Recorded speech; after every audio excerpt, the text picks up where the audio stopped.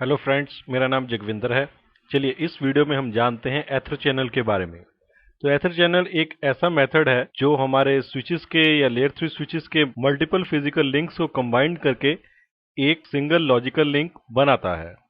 Actually में जो एथर channel है ये टेक्नोलॉजी एक कंपनी ने इन्वेंट की थी जिसका नाम कल्पना था 1990s में, लेकिन बाद में इस कंपनी को सिस्को ने खरीद लिया 1994 में।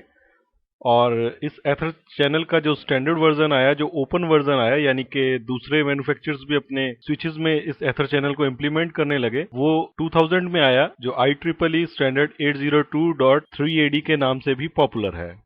एथर चैनल में मल्टीपल पोर्ट्स जो होते हैं, जो अलग अलग मान लीजिए गीगाबिट के हैं या फास्ट एथरनेट के हैं, वो अलग अलग पोर्ट्स को कंबाइन किया जाता है। और कंबाइन करने के बाद ये पोर्ट्स ऐसे एक्ट करने लग जाते हैं जैसे ये तीनों के तीनों एक सिंगल चैनल हों।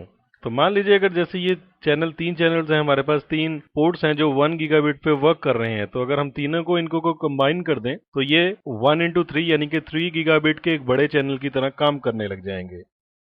ऐसे आप 2 से 8 फिजिकल लिंक्स को कनेक्ट करके एक सिंगल एथर चैनल बना सकते हैं। इससे अगर हम मैक्सिमम मतलब 8 फिजिकल लिंक्स को कनेक्ट करें और हमारा अगर कनेक्शन फास्ट एथरनेट है तो 800 Mbps का ट्रांसफर रेट हम ले सकते हैं। इसी तरीके से अगर गीगाबिट एथर चैनल यूज कर रहे हैं तो 8 गीगाबिट्स पर सेकेंड का हम डेटा ट्रांसफर रेट ले सकते हैं, और 10 गीगाबिट में भी 8 टाइम्स यानी कि 80 Gbps का डेटा ट्रांसफर रेट हम ले सकते हैं।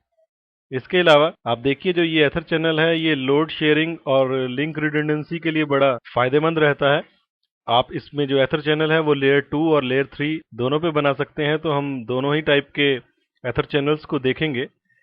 और जो सबसे बड़ा इसका फायदा है, जैसे कि हमने पहले रिडंडेंसी में पढ़ा था जब हमने HSRP, VRRP और GLBP के बारे में पढ़ा था, तब उसी तरीके से जो सबसे बड़ा फायदा होता है नेटवर्क मैनेजर्स को वो ये होता है कि ये एक बैकबोन कैंपस एरिया नेटवर्क में एक बैकबोन में आपको उतनी बैंडविड्थ प्रोवाइड कर सकते हैं जितनी आपको चाहिए हो। जो प्रोटोकॉल्स इसमें दो पॉपुलर हैं वो है पोर्ट एग्रीगेशन प्रोटोकॉल, जो कि सिस्को का प्रोप्राइटरी है। तो बताने की जरूरत नहीं है कि अगर सिस्को प्रोप्राइटरी है तो सिर्फ सिस्को स्विचेस पे या लेयर 3 स्विचेस पे ही ये वर्क करेगा।